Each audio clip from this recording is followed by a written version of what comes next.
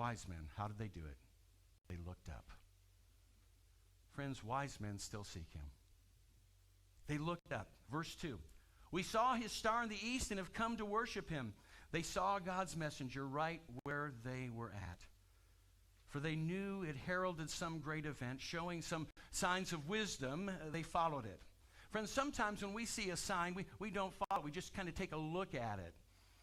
And we were down in Florida a couple of months ago, and we were coming out of a restaurant, and there was a group of people just waiting there, and they were looking up into the sky, and some were taking pictures, and we wondered, well, what's going on? You know, and it was one of those SpaceX spacecrafts that was taking off, and there we saw it. It was like, wow, that's amazing. But it didn't change my life.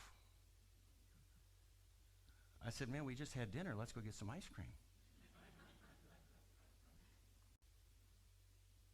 It was nice. It was fun.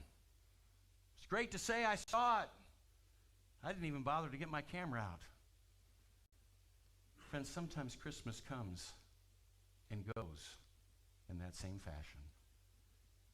And sometimes the mention of Jesus and all that he has done for us and all that he means to us comes and goes from moment to moment. Friends, I want this to be a time where we continue to seek, continue to search, continue to experience that relationship. So what do? They looked up in the face of their circumstances and events and the unknown.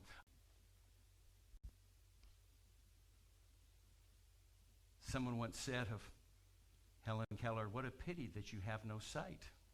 To which she replied, yes, but what a pity so many have sight but cannot see. Isn't that true? And so it goes with our spiritual sight. The world has closed its eyes and closed its heart and is being misled oftentimes by their blindness. Jesus came as the light into the darkness, and the darkness what? Received him not. That was our study for 3 weeks in John chapter 1. They received him not.